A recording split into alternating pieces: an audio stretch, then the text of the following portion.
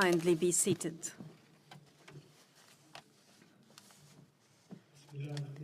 In the name of God, the gracious, the most merciful, Your Excellence, Your Majesties, Excellencies, and Highnesses, peace be upon you and God's blessings. I welcome you all to Sharm El-Sheikh Peace Summit. At this historic milestone, where we all together have witnessed the reaching of Sharm El-Sheikh agreement on ending war in Gaza, and the birth of a glimpse of hope that such deal ends an agonizing chapter in the history of mankind and opens the door, ushering in a new era of peace and stability in the Middle East. The deal offers a better morrow to the conflict-fatigued and strained regional populations. And now we receive the valorous peace leaders that attained peace in the entire world. Allow me to invite His Excellency, the American President Donald Trump, to join the peace lovers leaders who advocate for peace in the world.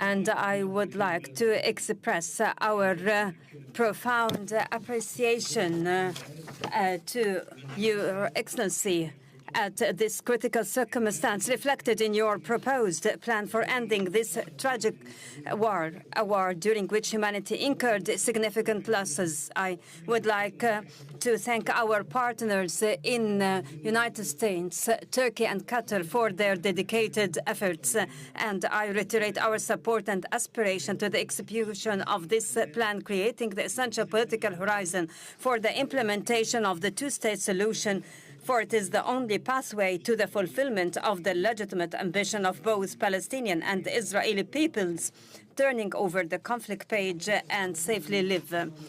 Excellency President, you have demonstrated that genuine leadership doesn't mean war waging, rather the ability to bring it to a halt. We trust your leadership that is capable to carry out the current deal and to execute your entire staged plan. Excellency President, let Gaza war be the last of wars in the Middle East. Majesties, Excellencies, and Highnesses, Egypt launched a peace trajectory in the Middle East nearly half a century ago, specifically in November 1977, when the late President Anwar Sadat, may God shower him with his mercy, took unprecedented steady moves in the history of the region and initiated the historic visit to Jerusalem. Since that moment, Egypt has established a new era, granting posterities a chance for life, and proved that people's security is not only realized by military force. Today, Egypt, along with its sisterly Arab and Islamic states, reiterate that peace remains our strategic option. Experience showed over the past decades that this option cannot be founded except through just and equal rights. Based on this, and if the whole regional populations have always been relishing the right to their independent nations, the Palestinian people is not an exception. They too have the right to self-determination and to aspire for a future where war doesn't loom over, own the right to enjoy freedom and to live in their independent state, a state that lives side by side with Israel in peace, security, and mutual recognition. Peace is not only crafted by governments, but also built by peoples when they realize that yesterday's rivals could be tomorrow's partners. I avail this opportunity to appeal to the Israeli people. I say, let us turn this historic moment into a new beginning of just and peaceful coexistence prevalent life allow us to look forward together to a better future for the sons of our nations. Together, stretch out our hands for our cooperation towards a just and durable peace for the entire regional populations. Excellency President Trump, let us pause at the scenes of overwhelming relief and happiness, whether down the streets in Gaza or in Israel alike, or in the entire world, after reaching the war-ending agreement. Thanks to your wise initiative, it is another evidence to the people's option is peace. We value as well your interest in resuming life in Gaza. Egypt will work with the United States and in coordination with all partners during the forthcoming days to lay down the common grounds for proceeding towards the Strip reconstruction without delay. In this context, we are willing to host early recovery, reconstruction and development conference, which will be based on your plan for ending the war in Gaza, in order to provide livelihoods and to give hope to the Palestinians on their lands. Peace cannot be completed until hands are extended for rebuilding in the aftermath of devastation. Majesties, Excellencies, and Highnesses, we look ahead to a bright future to our region, as its cities are built on hope rather on burying the memories of its inhabitants under the rubble. We have a unique and historic opportunity at hand. It might be the last to come to a Middle East free from whatever menacing its stability and progress, a Middle East where its populations relish peace and decent existence within its secured borders and safeguarded rights. A Middle East that is invincible to terrorism and radicalization. A Middle East free from mass destructive weapons. This is the very new Middle East that Egypt envisions to be embedded in collaboration with regional and international partners. Today's agreement paves the way for that, and it should be cemented and implemented in all its stages, and to reach the implementation of the two-state solution, ensuring our joint vision, exemplifying coexistence among the regional populations, even exemplifying integration among all its states. Honorable attendees, before I conclude my speech, and in appreciation to President Donald Trump's efforts, I would like to declare before the August attendees Egypt's decree to decorate His Excellency with the Order of the Nile, the highest state honor among Egyptian decorations. It is awarded to heads of states and to those who render great services to humankind. Thank you all.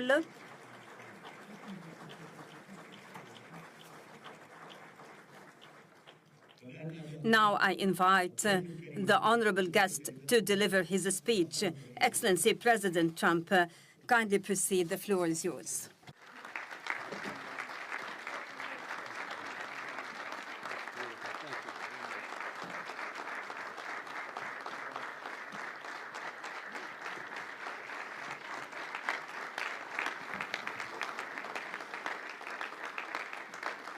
Well, thank you very much, and that was a great honor. I appreciate it very much, Mr. President. Mr. General, Mr. President, great General, great President, thank you very much. This is the day that people across the region and around the world have been working, striving, hoping, and praying for. They have done things over the last month that I think were really unthinkable. Nobody thought this could happen. With the historic agreement we've just signed, those prayers of millions have finally been answered. As you know, the hostages have been returned, and further work goes on having to do with the, sadly to say, bodies. Together we've achieved what everybody said was impossible. At long last, we have peace in the Middle East, and it's a very simple expression, peace in the Middle East, and we've heard it for many years, but nobody thought it could ever get there, and now we're there. I want to congratulate everybody sitting in these first few rows and standing behind me. I don't know why they chose to stand, but I promise I'll make it short, okay? We are not going to keep you standing for long. These are great leaders, After years of suffering and bloodshed, the war in Gaza is over. Humanitarian aid is now pouring in, including hundreds of truckloads of food, medical equipment, and other supplies, much of it paid for by people in this room. Civilians are returning to their homes. The hostages are reuniting. I mean, it's beautiful. I'm just watching it backstage. The level of love and sorrow, I've never seen anything like it. It's amazing when you see they haven't seen their mother, their father. They haven't seen them in such a long time, and they lived in a tunnel, a very little tunnel, very deep. And the level of love is just incredible. It's a beautiful thing to see. In one sense, it's so horrible that it could have taken place, but in another sense, it's so beautiful to see. A new and beautiful day is rising, and now the rebuilding begins. The rebuilding is maybe going to be the easiest part. I think we've done a lot of the hardest part because the rest comes together. We all know how to rebuild, and we know how to build better than anybody in the world. I want to express my tremendous gratitude to the Arab and Muslim nations who helped make this incredible breakthrough possible. And you really did. To President El-Sisi of Egypt, who is so generously hosting us today. And I want to thank you for the outstanding job your country is doing in so many different ways and for helping us so much with this peace agreement. I also want to thank the President for the escort of 6 fighter jets. Oh, we looked out the window, we said, I hope they're friendly, and they turned out to be very friendly. But we had 3 on each side, and they are beauties right out of the great, really American manufacturing hub. We make the greatest military equipment in the world. We have the strongest military in the world by far. And I knew exactly what those planes were, and I knew exactly how much you paid for those planes, too. You paid a lot, but you got a pretty good deal. And they are great planes, and we just appreciate it. That was quite an escort in. That was very impressive. But Air Force One was really, it was covered with Egyptian desert just a few months ago. If you think about it, just a few months ago it was Egyptian desert, and now it was just a few feet off our window. And it was a spectacular sight, and I appreciate it very much. Really, that was pretty good. You got our people by surprise. I don't know if they were thrilled right at the beginning, but they were thrilled as we sailed along very, very calmly and safely. And I'm deeply honored to receive from you, Egypt's highest state honor, the Order of the Nile. The Nile is so beautiful, so magnificent. It's such a beautiful title, the Order of the Nile. Thank you very much, Mr. President. Appreciate it. Great honor. I also want to give a very special thanks to the Emir of Qatar, a man who's outstanding. He's been a friend of mine for a long time, long before politics, and he's a fantastically respected man. His Highness Sheikh Tamim is respected by everybody. He's respected by everybody and in the most positive way, not only because of power, because of his heart. He's got a tremendous heart, and he's a great leader, and his country loves him. Thank you very much for being here. It's an honor. Let me also express our condolences to the Qataris on the tragic car crash that claimed the lives of your cherished diplomats, some of whom were known by our people, and they were supposed to be incredible people. So please extend our sorrow and best wishes. That was tough. That was really tough. On this extraordinary occasion, I also want to give our sincere thanks to President Erdogan of Turkey. He's always there when I need him. He's such a tough guy. He is tough as you can be, but we love him. And when they have a problem with you, they always call me to handle it. And usually I come through. We just have a good relationship, and we have from the beginning. And so I want to thank you very much and say hello to your wife, your beautiful wife. And it's great to be with you. Always there. When I need him, he's always there. Thank you very much, Mr. President. And I also want to thank, I just spoke to him on the phone, His Royal Highness Crown Prince Mohammed, Saudi Arabia, a special friend of mine. Boy, he's come so long and so far, and he's doing a fantastic job for his country. And I want to just thank him. And, His Highness Sheikh Mohammed of the United Arab Emirates is here. Where? He's here someplace. Well, Oh, he's not here, but he's here in spirit, I can tell you that. And he's been another one. He's been absolutely incredible, and we appreciate it very much. And His Majesty King Abdullah of Jordan, and thank you very much, King Abdul of Jordan. He's here. Thank you. Thank you. Thank you very much. And you really have been a great helper. We appreciate it. Appreciate it. Prime Minister Sharif of Pakistan, and also I have to say my favorite Field Marshal from Pakistan, who's not here, but the Prime Minister is here, and you're going to give his regards. Where are you? There you go. Thank you very much. Do you want to say what you said to me the other day? Come, would you like to say what you said the other day? I think it was so nice. Please. Thank you very much, my dear President Trump, my dear brother, President Fath el-Sisi of Egypt, Majesties, Highnesses, Excellencies, ladies and gentlemen, Assalamu alaikum, and a very good evening. Well, I would say today is one of the greatest days in contemporary history, because peace has been achieved after untiring efforts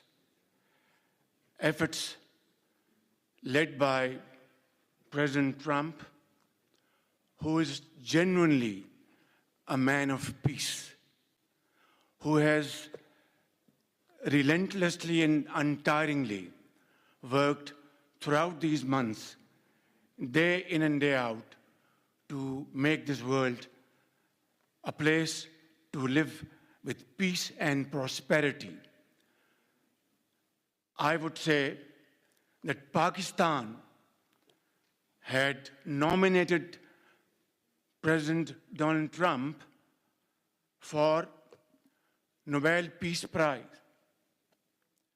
for his outstanding, extraordinary contributions to first stop war between India and Pakistan, and then achieve ceasefire along with his very wonderful team.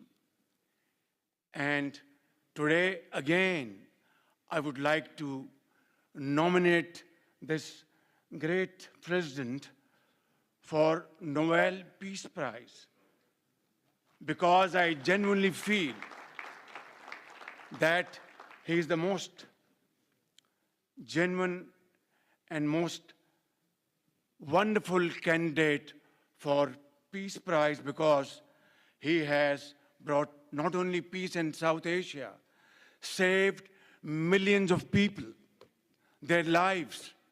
And today, here in Sharm El-Sheikh, achieving peace in Gaza is saving millions of lives in the Middle East. Mr. President, I would like to salute you for your exemplary leadership, visionary leadership. And I think that you are the man this world needed most at this point in time. World would always remember you as a man who did everything, went out of the way to stop 7 and today 8 wars. I would like to thank my very dear brother, Sheikh Tamim.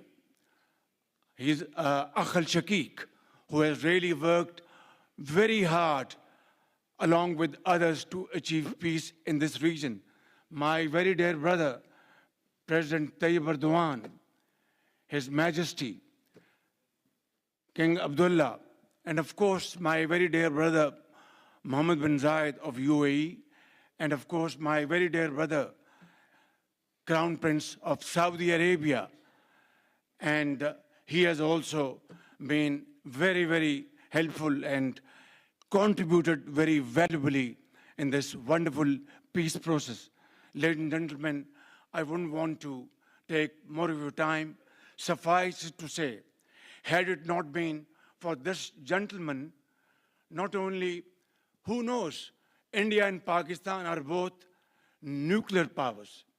Had he not intervened along with his wonderful team, during those 4 days, the war could have escalated to a level. Who would have lived to tell what happened? And similarly, here in this part of the world, in the Middle East, Mr. President, your valuable contribution along with President Sisi, I think history will remember in golden words. I wouldn't say more, except God bless you, God give you long life to serve like this for all time to come. Thank you very much.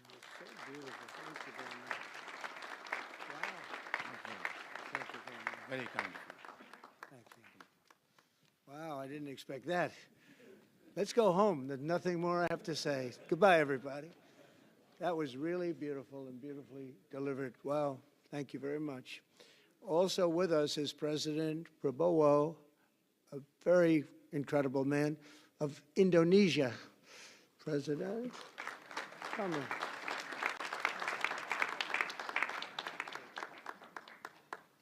Great job. President Abbas of the Palestinian Authority. See, we have them all. We have them all. Great, great. It's good to have you.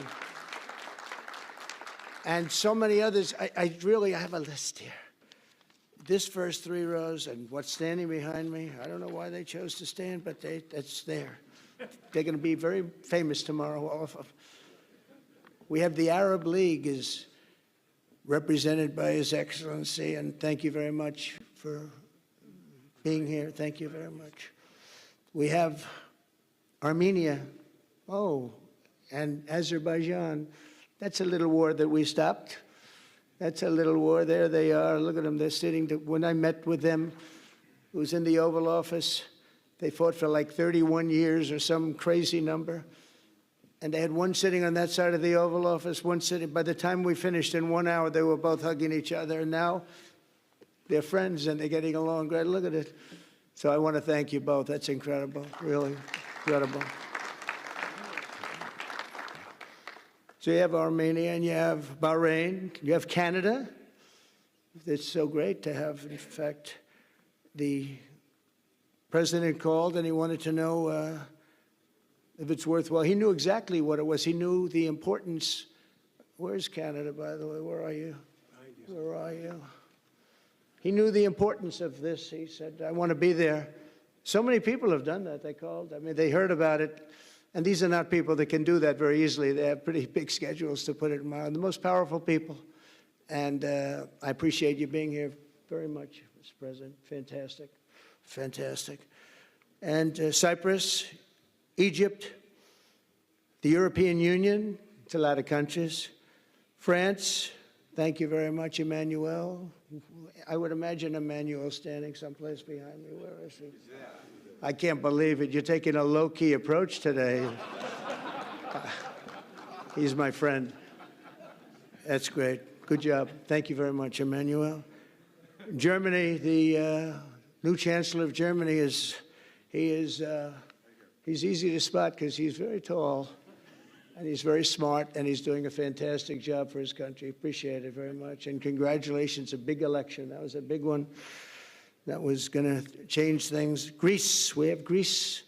We have Hungary. Oh, Victor, where is Victor? Victor. We love Victor. Victor, I call him. You know, I put the little accent on it. You are fantastic, all right? I know a lot of people don't agree with me, but I'm the only one that matters. You are fantastic. He's a great leader. I endorsed him the last election he had, and he won by 28 points. So you're going to do even better this time. You have another election, and you're going to do great, and we appreciate it, and we're behind you 100%. That's Hungary. India is a great country with a very good friend of mine at the top, and he's just done a fantastic job. And I think that Pakistan and India are going to live very nicely together, right? That's not a very, They are. They are. And they're two great, I tell you, leaders, great leaders as far as I'm concerned. Indonesia, we covered, and I just want to say that that's a big country, a powerful country. It does unbelievably well, and it's great to have you. Iraq, we have Iraq with lots of oil. They have so much oil, they don't know what to do with it. That's a big problem when you have so much, you have no idea what to do with it. So thank you very much thank you very much. Italy, we have a woman, a young woman who's, I'm not allowed to say it because usually it's the end of your political career if you say it. She's a beautiful young woman. Now, if you use the word beautiful in the United States about a woman, that's the end of your political career, but I'll take my chances. Where is she? There she is. You don't mind being called beautiful, right? Because you are. Thank you very much for coming. We appreciate it. She wanted to be here, and she's incredible, and they really respect her in Italy. She's a very successful politician. We have Norway. Oh, Norway. Norway. What happened, Norway? What happened? Where's Norway? Where is he? We have Johnny. We're going to the World Cup, I can tell you that. Where's Norway? I don't think he wants to stand. Oh, he's back there. Well, we have Norway. Oman, again. We have Paraguay. We have really fantastic representative from Saudi Arabia. Thank you very much. I'll tell you what, and this time we'll get you the best seat. He always gets the best seat. He deserves the best seat. But what a great place it is. Spain. Where's Spain? Are you guys working on him with respect to the GDP? We'll get close. We'll get close. But fantastic job you're doing. And UAE, which is great. United Kingdom. Where's United Kingdom? Where's our friend? Where? Come here. Is everything going good? Very good. That's very nice that you're here. These people all came in like 20-minute notice. And I think it's fantastic. And we have so many others, and just so many others. And it's such a compliment to what we're doing, because what we've done is something very unique and very special. So it's perhaps the wealthiest and most powerful group of nations ever assembled at one time, which is a big thing. We have achieved together in recent days a change that really is historic, and it's going to be remembered forever. And I want to thank the American team for their amazing work, and I want to thank, I think he'll go down as the greatest Secretary of State in the history of our country. I really believe that, Marco, or I wouldn't say it. Marco Rubio, I wouldn't say it. Maybe I would. You're doing a great job. I'll tell you, he's on course to do it. We've done a lot of work in 9 months. We've done a lot of work. I say that, 1 year ago, a little more, but 1 year ago, America, the United States of America was it was a dead country. The king told me, and I used that, he said, sir, 1 year ago it was a dead country. Today you have the hottest country anywhere in the world, and it is. It's the hottest country. So many investors are here. We have over $17 trillion being invested in the United States, which is a record that nobody has ever beaten. I don't think anybody will. And we still have 4 months to go before it's a year. So in 8 months, we have over 17 trillion. We're actually very close to $18 trillion. There's never been, as an example, the previous administration had less than $1 trillion over 4 years. We have, we're close to breaking $18 trillion in 8 months. That's pretty amazing. No country's ever done that. I want to also thank Special Envoy Steve Witkoff and my son-in-law and a great guy, Jared Kushner. And I even have my daughter here, Ivanka. Ivanka, please stand up. Ivanka's here. Wow. Thank you. Thank you, Ivanka. We have a great team, and we have, as you know, General Raisin Kane. We have John Radcliffe. We have Tom Barrack. We have really a lot of good talent. We have Pete Hegseth, who's now Department of War as opposed to Department of Defense. We made a little change. Somehow I like the name better, so do you, so do a lot of people. But the momentous breakthrough that we're here to celebrate tonight is more than the end of the war in Gaza. It's with God's help, it'll be the new beginning for an entire beautiful Middle East. From this moment forward, we can build a region that's strong and stable and prosperous and united in rejecting the path of terror once and for all. We want to get rid of the terror and get on to other things. There are many other things in life that are so good. The final sprint to this deal began less than 3 weeks ago on the sidelines of the United Nations in New York. I met with many of the people in this room, and it all just started coming together. I've known so many of you for so long. You're friends of mine. You're great people. I have a couple I don't like in particular, but I won't tell you who. I have actually a few of them I don't like at all, but you'll never find out who they are. Well, maybe you will, come to think of it. But I have most of you who I like a lot, and I respect a lot. Maybe that's more important. We listened, and we exchanged ideas, and we kept pushing forward until the job was done, and the first steps to peace are always the hardest.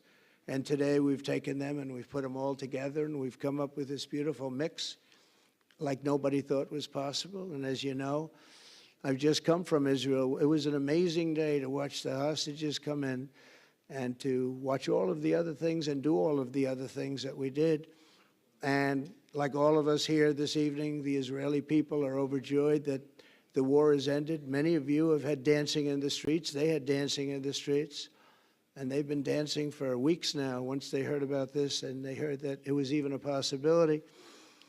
They're elated at the arrival of the hostages and excited to begin this new chapter for the entire region, and it's going to be that. And they are going to be great partners, and I hope everybody's going to join the Abraham Accord. I like to say the Avraham. I love Avraham, but somehow it doesn't sound as good when I say it as it does when some of my other friends say it who are from the region. But we're going to get a lot of people joining the Abraham Accords. We have the 4 great nations that did it early on, and they stayed with it. And then you had the Biden administration, which is the worst administration in the history of our country, and obviously they did nothing on that and anything else. And so it stayed at 4, and now a lot of people, even today, they're talking about all joining up. So many people have talked to me about that, and it's going to be a great tribute to really the United States. I mean, the United States has worked very hard in the Middle East, so it would be a tribute to us and to Jared and to Steve and to all of the people, Marco, all of the people that have worked so hard on that. And it really is going to it's going to guarantee that it all stays together. You're going to do well, because the 4 nations do very well. I mean, they do extremely, they're wealthy, but they're a lot wealthier because of it. So I hope everybody's now joining up. Now we have no excuses. We don't have a Gaza, and we don't have an Iran as an excuse. That was a good excuse, but we don't have that anymore. All the momentum now is toward a great, glorious, and lasting peace. And our commitment to fulfilling the 20-point plan we developed together will be the crucial foundation for achieving that bright future. And it's being worked on right now as we speak. And we're actually in stage 3 and 4. It's not going to be, just divided down so simply. We can be long advanced on some of the things that we say we're going to do. We can take them out of order in a positive way. And we've shown how it can be done with responsible nations like the people in this room, these incredible people in this room, setting aside their differences, seeking common ground, and pursuing a better world for all of us. And that spirit's my dream, that we all get together and enjoy our life. And we're going to put some of you on the Board of Peace. Everybody wants to be on the Board of Peace. They said, would you be the chairman? I say, I'm pretty busy too. But whatever we can do to have peace in the Middle East, it's worth it. But everybody wants to go on the Board of Peace, so we're probably going to enlarge it. We're going to get, and the leaders, the top people, the top leaders, they want to be on the Board of Peace. A beautiful term. At first I wasn't sure, and then I realized how beautiful it is. And for the people of Gaza, the focus now must be on restoring the basics of a good life. We're going to have a lot of money coming into Gaza and a lot of rebuilding and building. It's not so much rebuilding, it's really building, cleaning up and building. And I'm pleased to announce that numerous countries of great wealth and power and dignity have come forward to me, and just today and over the last week, to say they want to help in the reconstruction of Gaza, putting up whatever money is necessary. And the money is, of course, it's a lot of money, but it's not much compared to the value or the wealth of these tremendous countries.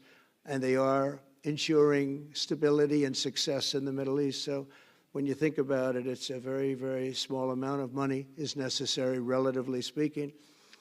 And as those commitments are made, I'm going to let the world know who is doing it, because they really deserve great credit for doing it, and they're going to do something that's really monumental. This is a monumental day. This is a monumental moment in the history of the world beyond the Middle East.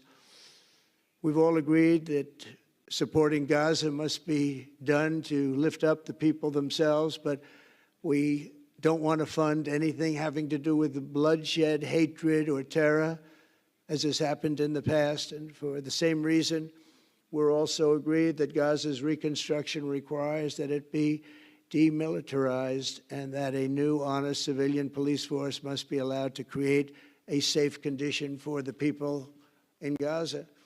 As I said earlier, I intend to be a partner in securing a better future.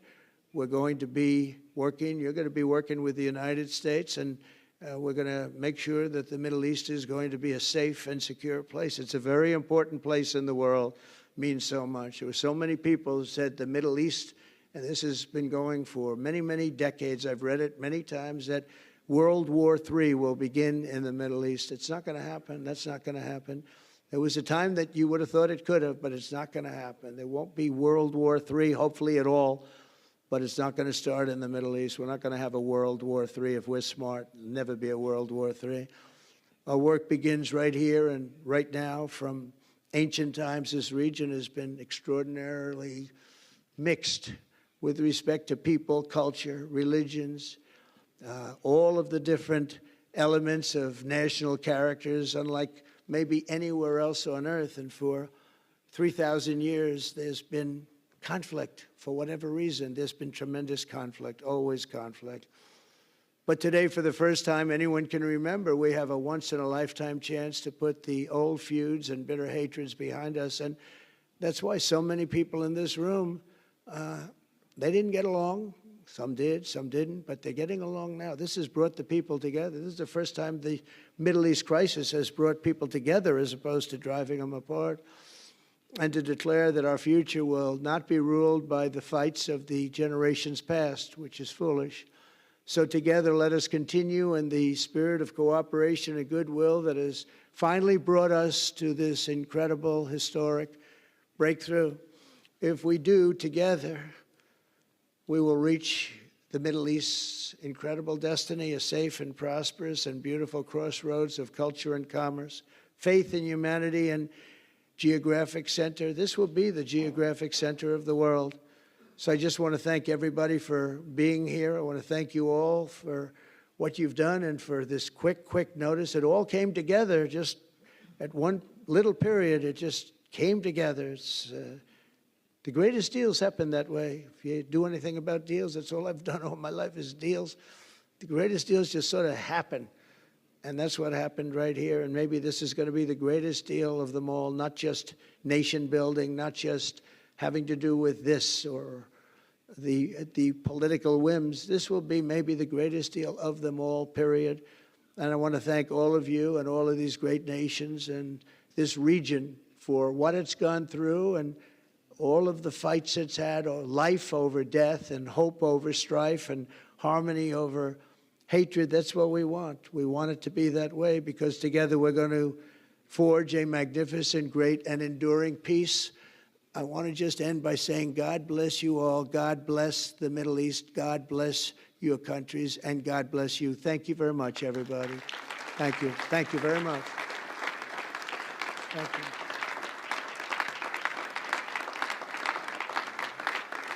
Thank you very much. So if we could ask the media to leave, and we're going to have a little conversation with all of these great leaders, which will take 5 minutes, and we'll just talk for a couple of minutes. But if we could ask the media to leave, would be great. Thank you very much. Thank you.